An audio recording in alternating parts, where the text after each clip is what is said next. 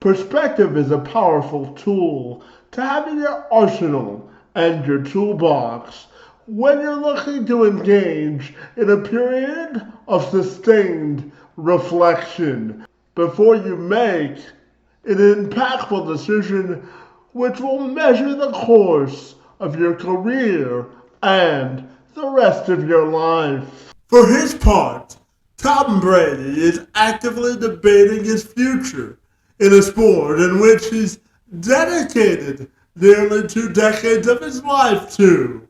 So the question is, will he actually hang up his cleats after experiencing unprecedented and undisputed success for such an elongated period of time? After 10 Super Bowl appearances and 7 wins in the big game. Meanwhile, up in Green Bay, their legendary signal caller and Aaron Rodgers is continuing to take some time to make the appropriate decision regarding his future in Green Bay and time in the league. It's a lot to decipher through, so in order to gain some clarity on the subject, I enlisted the assistance of my friend and USA Today sports writer Chris Bumbaca, who rejoined the program to tell me just what those two decisions ultimately will mean for the future trajectory of the league and their individual and collective legacies. I'm Kevin McShann. Let's have this conversation.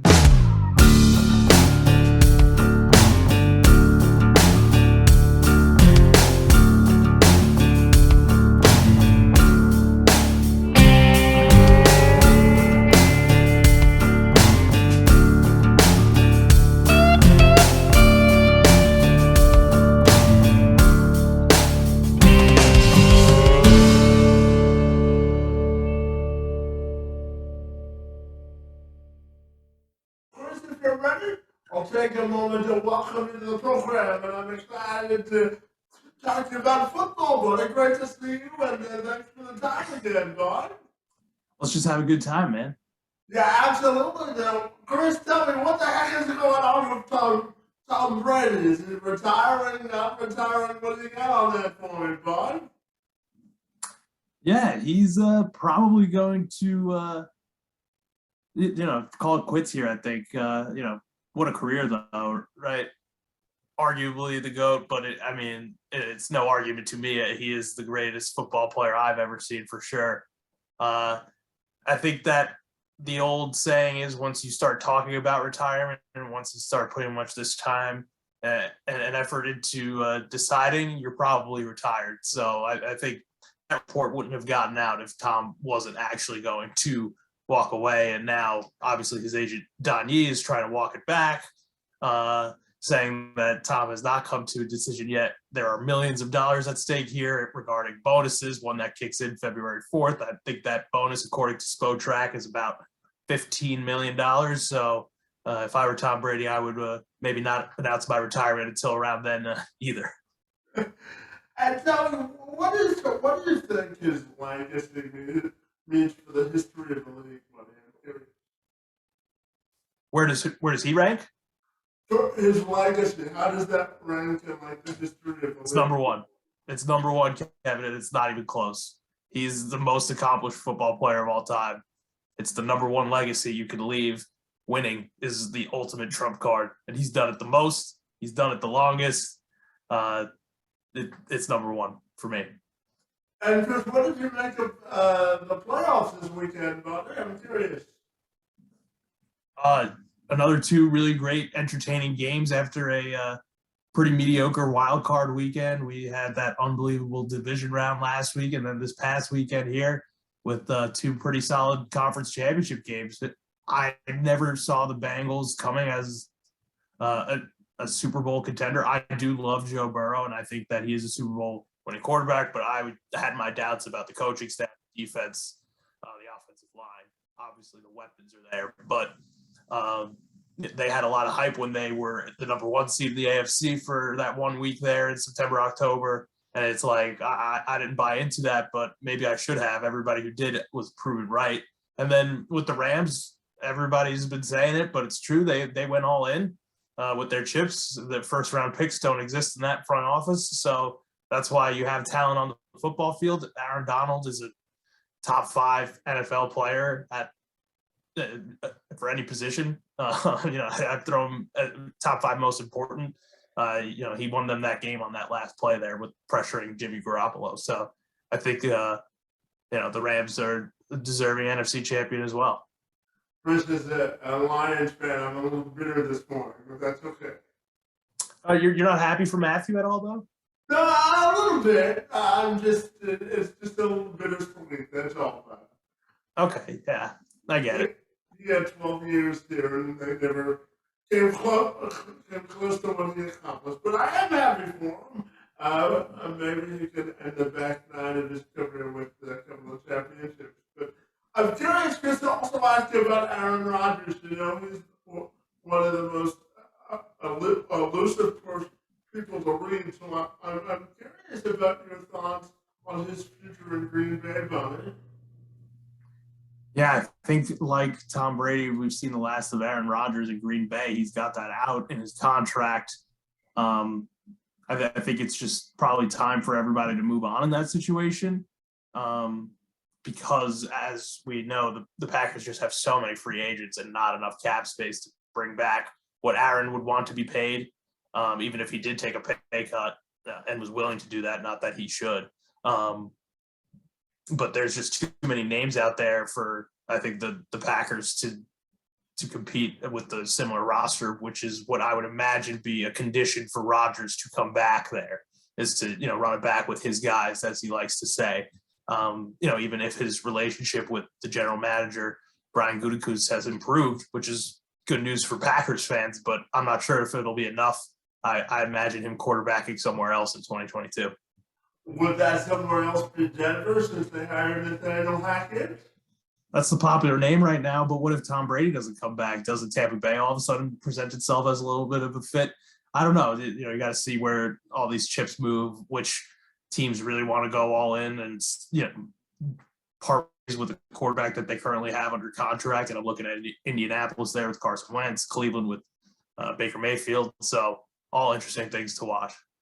And Chris, when we look at the totality of Rodgers this season, was disappointing from the Packers' perspective the way it ended? Yeah, oh sure, the ending is definitely disappointing, but if he wins another MVP and they're the 1 seed again, you can't say that at least it wasn't a fun 4 months, right? What he does on Sundays is unbelievable.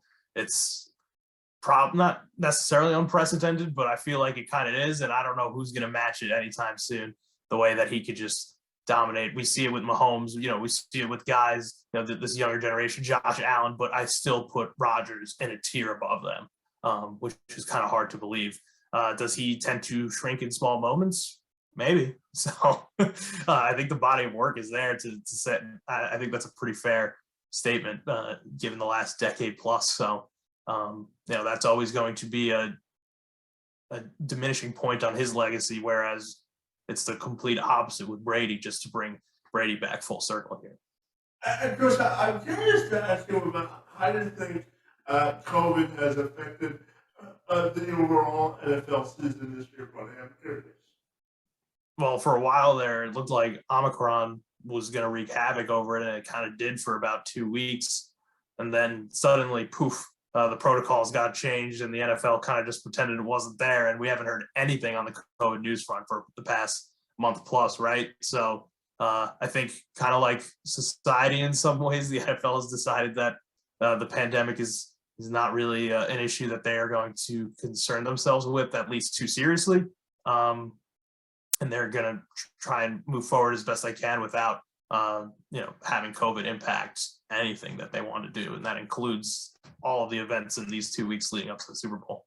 And Chris, tell me, I'm curious to get your thoughts also on the behavior of Rodgers off the field, and how do you think that might have affected his mental sort of uh, uh, mental ability to execute the season and the way he was perceived off the field? Um, I'm hesitant to say how much it actually impacted him, just because I don't know what he's thinking, obviously. But uh, what we know is that he definitely pays attention to what people are saying, especially negative comments. It seems like, and he's not afraid to go into those waters, I guess, of people saying bad things because they don't agree with his vaccination status. And yeah, I think it also just kind of comes down to, in my opinion, that he thinks that he doesn't owe everybody reasonable explanations to simple questions because he fancies himself as perhaps smarter than them, which I think is never a good thing. So if you're giving off those vibes, I imagine you're going to start rubbing people the wrong way. His teammates love him. He does a lot of charity and stuff, so you got to look at the whole picture, I guess, when it comes to Aaron Rodgers. But at the same time, if somebody does something that you don't like and then you decide you don't like them anymore, that's the way it goes, right? And I think everybody's adult enough to move on. And Chris, I'm curious to ask you about the relationship dynamic between Antonio Brown and Tom Brady, and how do you think that situation ended and how it was perceived around the league? I don't know how it ended, obviously, but publicly it didn't end great because uh, you know that just negative headline after negative headline. That's something that's obviously not a good thing. And Antonio Brown, that's another situation where we just don't really know enough about what's going on there. So reserve judgment, show some empathy, like Tom Brady said, but at the same time, Tom Brady is the guy who's gone out there time and time again, sticking his neck out for Antonio Brown, kind of in that pursuit of winning. And that's, the double-edged sword here, right? We keep talking about Tom Brady's legacy is that ultimate pursuit of winning. And, Antonio Brown is a guy who has been credibly accused of sexual harassment and assault. So, is that the kind of person you want to champion? I think that's up for every person to decide.